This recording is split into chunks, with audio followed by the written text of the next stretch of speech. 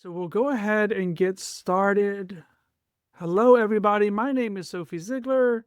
I am the events coordinator with Library Juice and all the things that we do at Library Juice. So that includes Library Juice Academy, in which we offer online professional development and courses for all of us in the LIS ecosystem, as well as Library Juice Press and Litwin Press, where we publish books and journals on critical angles of LIS, again, writ large, for all of us in the field, which of course is what brings us here together, a new book from the press. And then we also have Library Juice Connections, which is what this event is actually a part of.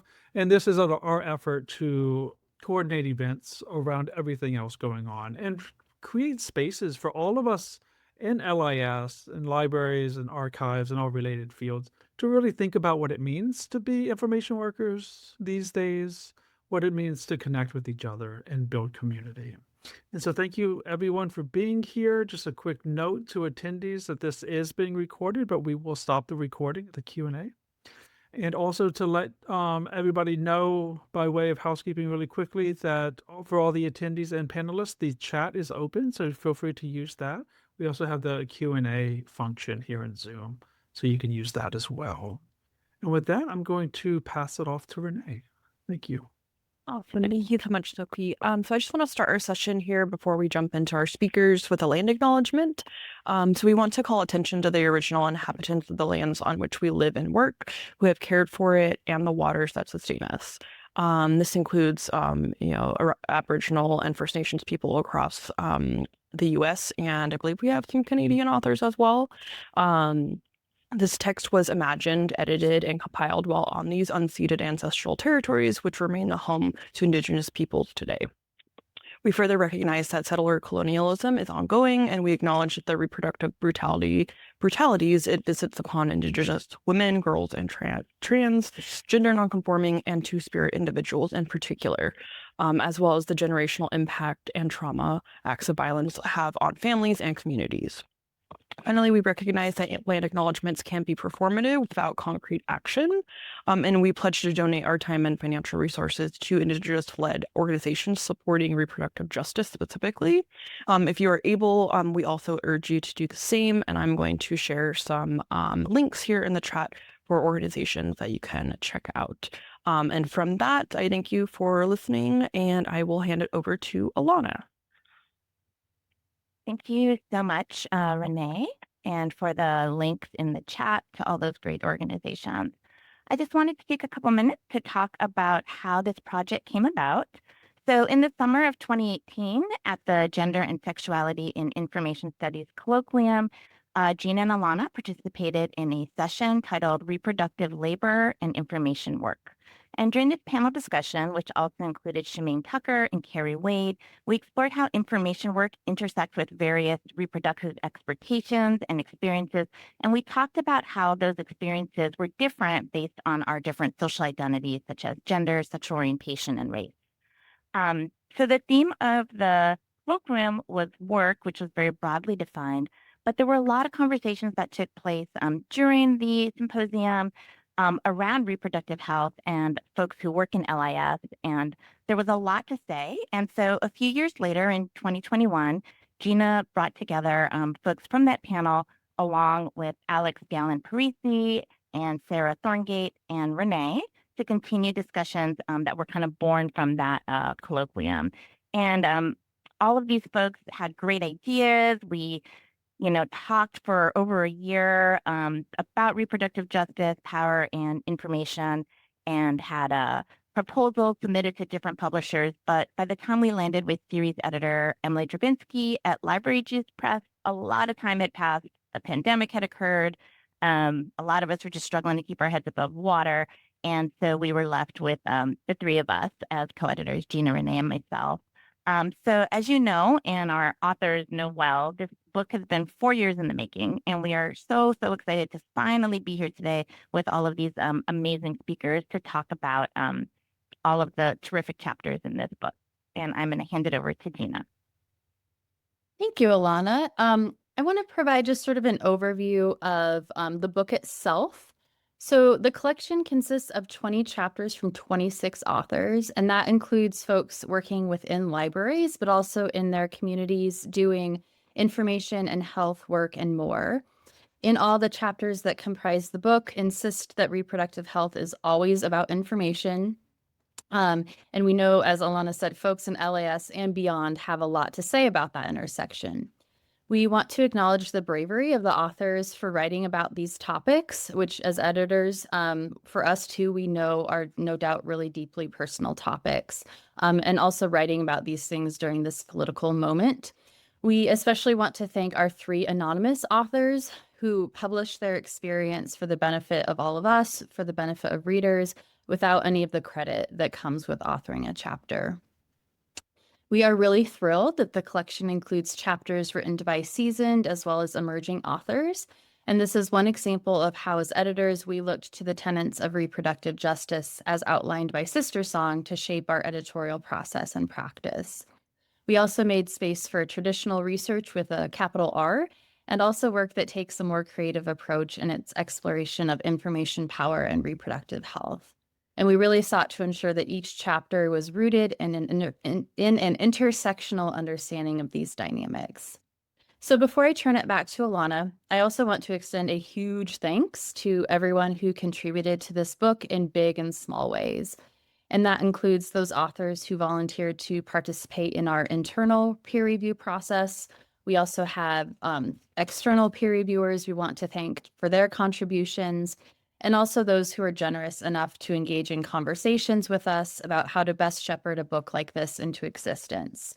And we, of course, also want to thank Library Juice Press and our series editor, Emily Drabinski, for all of their support and guidance. So, Alanna, I will pass it back to you. Thank you. So just to give you a general overview of what to expect today, we have a number of fabulous contributors and an hour. So each contributor will speak for 4 minutes. The session itself will be recorded. The Q&A at the end will not. I will be keeping track of time. I will give you a 1-minute warning in the chat. And then unfortunately, I will have to cut you off so we can get to our next speaker. Gina will be making sure that everyone goes in the order that we are expecting. And with that, I will hand it back to Gina. All right, thanks, Alanna. Yeah, so the authors will be introducing themselves, but yeah, I'll just sort of be moving things along. So we will kick off today with Tina. It's all over to you, Tina. Lovely, thank you. So, hi, I'm Tina. I am a cataloging librarian, and my pronouns are she, her. So, my chapter is titled Shelving Eugenics, the Histories and Contemporaries of Eugenics in the Library. Why am I obsessed with eugenics? Because one of the things I've found is the anti-abortion narrative often conflates the contemporary abortion debate with eugenics in a way that is not super productive. For example, in 2019, Clarence Thomas wrote that technological advances have only heightened the eugenic potential for abortion, as abortion can now be used to eliminate children with unwanted characteristics such as a particular sex or disability. That quote bothered me for a long time, and it still does, because equating abortion with eugenics fundamentally misses how the pro or anti-choice debate really is a question of social control over populations and over women's bodies. Specifically, which populations deserve to reproduce, and which bodies have the freedom to make choices about themselves. So in response, my chapter explores the historical nuances of how social control has and still can operate within the realm of reproductive health, which raises the question of what does this have to do with libraries? So if you look at the history of the public library movement, throughout the late 1800s into the early 1900s, which is broadly what we now call the progressive era, the public library movement emerged almost parallel to the eugenics movement. So North American libraries and eugenics emerged from the same ideas of social control over certain populations, this idea of bettering the population through self-improvement, and how libraries and eugenics could be used to shape an idealized population. So to dive into those nuances, my chapter started with an exploration of the history of the development of public libraries, and specifically in North America. And I focused on a few key figures in library history, including Andrew Carnegie, and, due to his contributions to the Carnegie Libraries, and Melville Dewey of the Dewey Decimal System, amongst many other things. And from these historical roots, I explore how the legacy of librarianship and social control are still intertwined through this legacy of knowledge organization structures, like the Library of Congress classification, and through an examination of contemporary examples of eugenics, such as the forced sterilization of Black women in the American South, women in the California prison system, Indigenous women in Canada, as well as the environmental destruction of Indigenous communities. Because I think environmental destruction is a part of reproductive justice that does not get the attention it warrants. So I end my chapter with these contemporary examples, especially as they are disproportionately used to target members of racialized, lower income, and disability communities, and because they are an important reminder of the role of bodily autonomy and reproductive justice against abortion restrictions and eugenics. Because they are meant to highlight what is at stake when we talk about reproductive justice. And for anyone who wants to read my chapter, I have deposited in my institutional repository with the disclaimer that our repository keeps breaking. So if the link doesn't work now, it might work in a few hours, just as a warning. And that is all from me. Thank you, Tina. The last time I opened that link, it did work for me here in Iowa. So fingers crossed. All right. Yes. Thank you so much. We will pass it over to Barbara now. Hi, everybody. It's nice to be in community with you this morning. My name is Barbara Alvarez, and I am a chapter author for this book. My chapter is entitled Barriers to Abortion Information. So my chapter goes over 3 core areas in which access to not just abortion as a procedure, but abortion as an information source is disrupted. This can be through legislation, this can be through tax-supported anti-abortion centers, and this can also be through lack of digital privacy. So my chapter, framing through a reproductive justice framework, explores anti-abortion centers, which are tax-supported centers that share mis and disinformation and also are not HIPAA compliant. So that means that client information is not protected and could be shared with police, and how that is upholded through legislation and tax dollars as opposed to funding legitimate healthcare centers. I also review about legislation that mandates abortion providers to share misinformation to clients. So if a patient is able to get to an actual abortion center, depending on the state in which they are in, the provider may be legally required to share misinformation about pregnancy, about abortion, about fetal development. And then the third piece is the lack of digital privacy. So because of the barriers to getting an abortion in a legitimate health clinic, a lot of people might be looking for self-managed abortions, and people might look for self-managed abortions for a variety of other reasons. But there's a lot of issues as of late of searching for self-managed abortion information. And we have seen how text messages, Facebook chats, internet search histories have been used against people and have been shared with police. So actually searching for that information can be dangerous in and of itself. My chapter reviews all 3 of those areas, and then it also explores the role that public libraries might be able to play in being one of the last places where we protect patron privacy and confidentiality. And we also provide resources that are rooted in credible information. And we provide reference services without judgment or without, ideally without bias.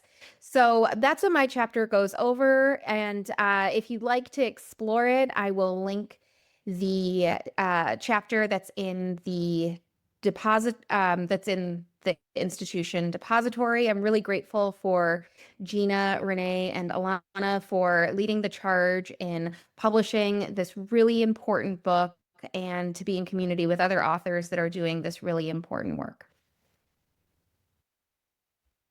Thank you so much, Barbara. Next up, we have Jessie. All right.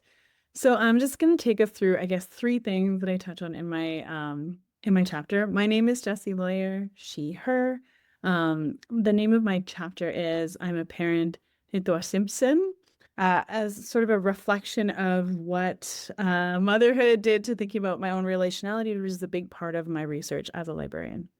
So the 3 things I want to talk about in those, 4 minutes is 1, how do we make a space for Indigenous joy? Secondly, continuing solidarity. So the time that I wrote this chapter and what's happening now in my province and in my country, things are shockingly similar. And then 3, I want to talk about the Louvre heist. So for start off, I wanted to talk through kind of the way that we really have to force ourselves to make a space of joy for Indigenous kids.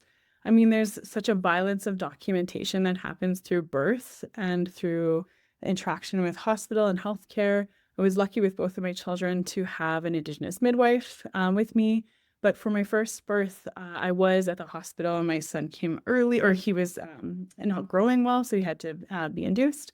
And the difference between a hospital birth and a home birth, which is what I had with my second baby 4 months ago, is really drastic. Something as simple as, as she emerged into the world, she was placed on my chest and no one announced, it's a boy, it's a girl immediately. There was a couple of moments of breathing before we had to announce this kid's sex to the world. And sometimes people are given, that choice is taken away from them in those spaces. So secondly, thinking about solidarity, a lot of my chapter focuses on these collective agreements, things like union documents, but also treaties. I'm in my traditional territory. I moved back here after I had my son, and the province of Alberta was imposed on this territory in 1905. And we recently just had a huge teacher strike. So across the province, teachers were striking, and instead of negotiating in good faith with them, the provincial government imposed what's called a notwithstanding clause. And so what it does is it means that the teachers are forced back to work.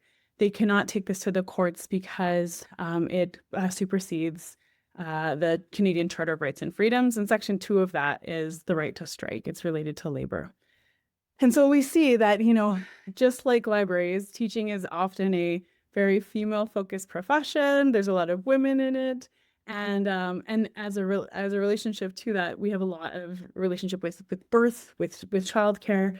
And so, the need for solidarity is so strong, and as it was when I wrote the chapter, and it still remains so even now. So, I write about the postie strike and how that got us maternity leave in Canada, but we are currently on a rolling Canada Post strike as well. And so there are just so many ways that labor continues. Labor as work and child caring and motherhood, all of these things intersect so continually. And it's interesting to see that through line continue. The last thing I want to talk about is the Louvre heist, which I don't know if you're like me and I'm like interested every day. Do they catch a guy? How did they do it? What were the ways that they did it? I'm absolutely so interested in it. But I saw this great meme that I thought I'd share with you, and I was like, oh, so French museums are not okay with stealing now? Because we could think about all the ways that Indigenous knowledges sit in our collections. They sit in museum collections, they sit in library collections, they sit in archive collections.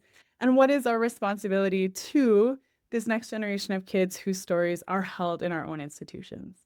So this chapter will be in an institutional repository of a 4-month-old. So, when I emerge from baby brain, you'll be able to see it. And I am all done. Thanks, Alanna. I'm just so delighted to be here with all of you. Thank you so much, Jessie. We look forward to seeing your chapter in the repository, but totally understand. Take your time. Okay, unfortunately, I think our next speaker who is slated, Robert, is not able to be here with us. So that means we are going to jump ahead to JJ.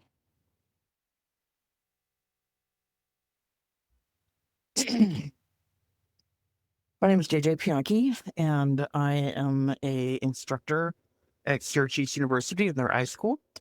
I apologize for camera off. I am lounging in bed with sciatica. It's fabulous. The name of my chapter is Sex Education and Consent for People with Disabilities. I loved writing my chapter. I had so much fun with writing this chapter, even though, even though it's horrific. Because people with disabilities have been treated very poorly across the spectrum of professions, generally speaking, including librarianship. But that's an argument for another day. And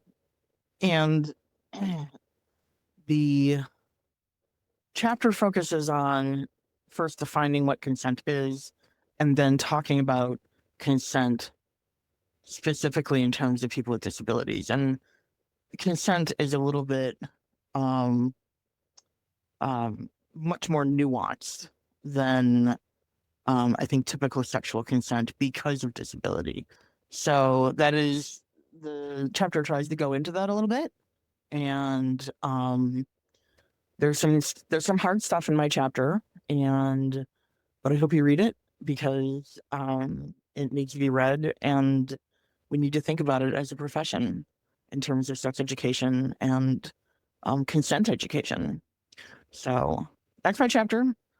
I recognize that we're on a tight timeline, so I'm going to pass it back.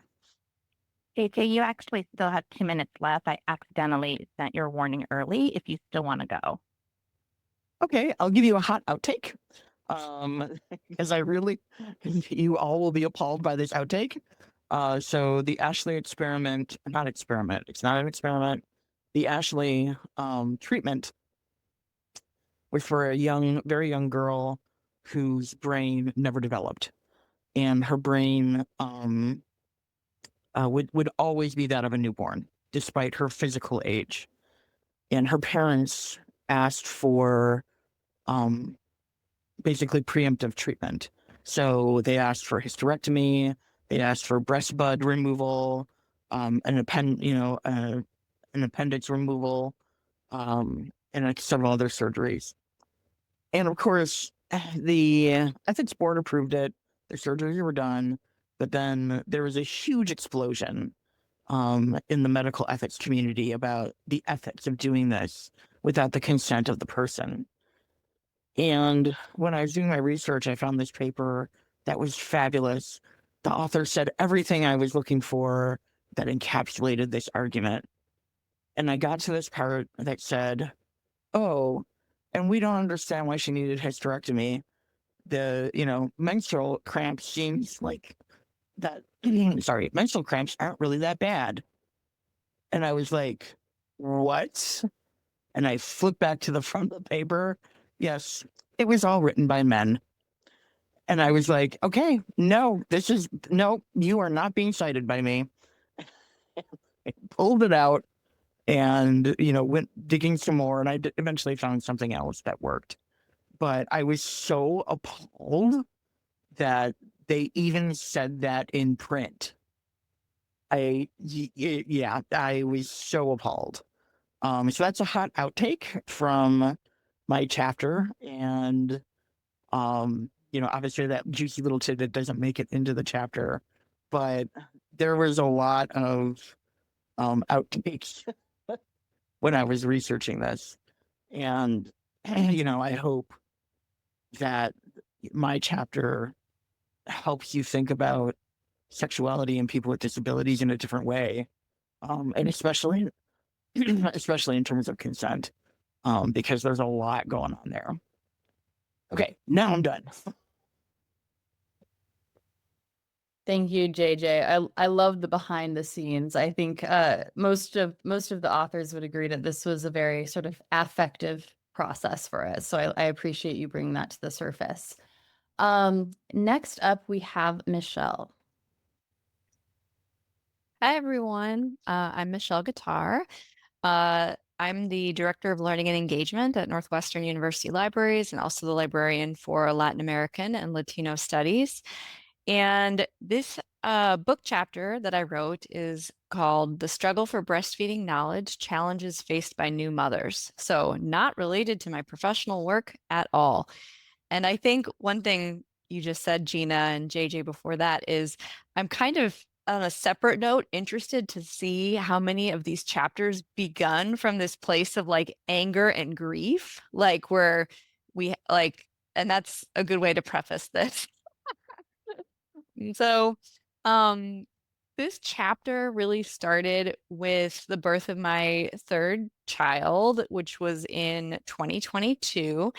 And I had previously had twins, and I talk about this in different drafts. I spent more time sort of on personal history, but I remember thinking, I'm going to do it right this time. And if you know anyone with twins, you know, it's insane. So having one child, I was psyched. I was like, I'm going to do it. I'm going to breastfeed. It's going to be great.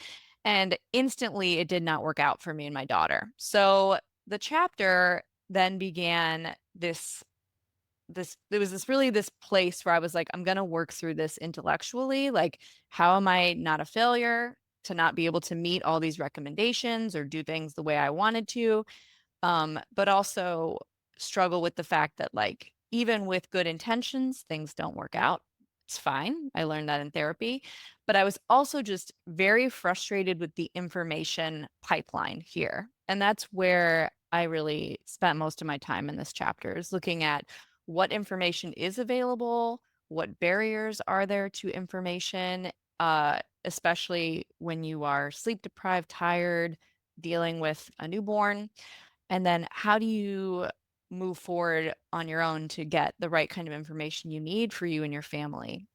And I talk in my chapter a little bit about social media, the place of social media and like Instagram in trying to find information, trying to navigate a lot of different like healthcare practitioners with different levels of expertise, and then also trying to figure out just formula and pumping and back end when you're weaning, like how do you deal with that? And like, so the information struggles at all levels. So I do have my chapter in my institutional repository. I just put the link in the chat. And then I also, thinking about it too, I'm like, and I talk about the financial costs in general, financial and time costs in doing all this.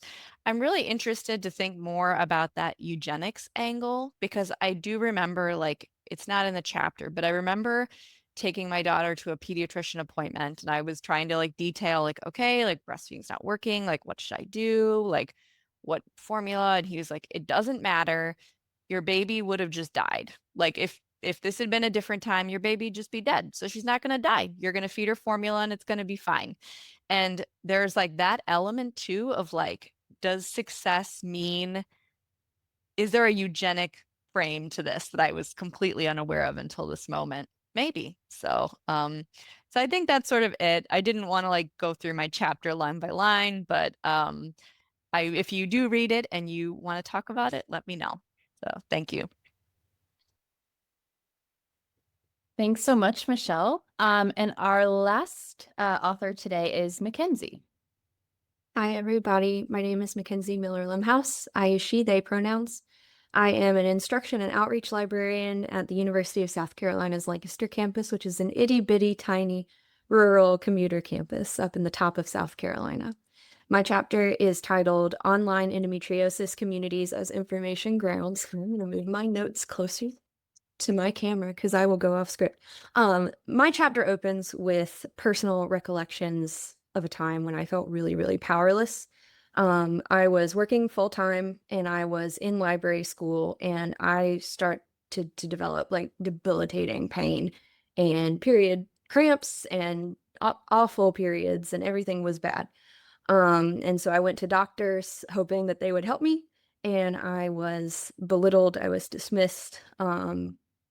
They made it very clear, despite me being vocally child-free and queer, that they valued my reproductive potential as a young woman far higher than my quality of life as an individual in pain. It was always, we'll make sure that you can still have babies before we're going to find out what's causing this and we're going to fix it. And that was really disheartening. I ended up withdrawing from grad school, and I went down the research rabbit hole. And so I sought information and community. And for me, that led me to Reddit support groups, specifically r/endometriosis and r/endo, if you are a Redditor, that just they're little baby forums about a topic. And so I shared my experiences, not only getting that support in that community, but finding a wealth of information that was freely shared and meticulously maintained and cataloged and kept up to date, and all of this wonderful information behavior in these support communities. And as a baby librarian, I was like, oh, this is awesome. After I got through this is going to help me make my situation better. Endometriosis, which is what I had, is a disorder of the reproductive system where tissue similar to the endometrial lining of the uterus grows in places it's not supposed to. In my case, I had a lot of it in my abdominal cavity. I was very fortunate. I did not have it in other more dangerous places. It did not adhere to my organs or, travel up to my brain like some people have had. But it was debilitating. It often causes painful periods, chronic pain outside of your periods, and it can affect fertility. So it is very much an issue related to reproductive topics. And so I went off notes. But ultimately, I got a lot of information. I got a lot of support from these strangers online, and it was a really special, empowering experience for me. It helped me to structure my conversations, I won't call them arguments, with my doctors, and advocate for myself in my appointments. And so I was ultimately very, very fortunate to pursue and receive diagnosis and treatment. The only way to get an official 100%, yes, you have this diagnosis, is through surgery. And so there's a lot of privilege tied up in that. My chapter goes through these experiences, that's how it's framed, and then it goes to examine the information behaviors that I experienced because I thought it was really cool. And so I was struck by the idea of information grounds, as described by Karen Fisher and colleagues. If you are not familiar, information grounds are just spaces where information, I'm running out of time. They're spaces where information is freely shared spontaneously, but they explicitly are not created as information spaces. So these communities were created as support groups, places to find community. And then this amazing information was shared that helps a lot of people. And so my chapter kind of explores that and then lists some ways that library professionals in particular can help take the principles of information grounds and bake it into their practice, to help remove authority, traditional attitudes towards authority, from the conversation, make information exchange a bit more democratic, foster trust in their information environments, diversify perspectives. That's about it. All right, great. Thank you so much, Mackenzie. I think now we are going to shift to Q&A, and I will pass it over to Renee to help facilitate that.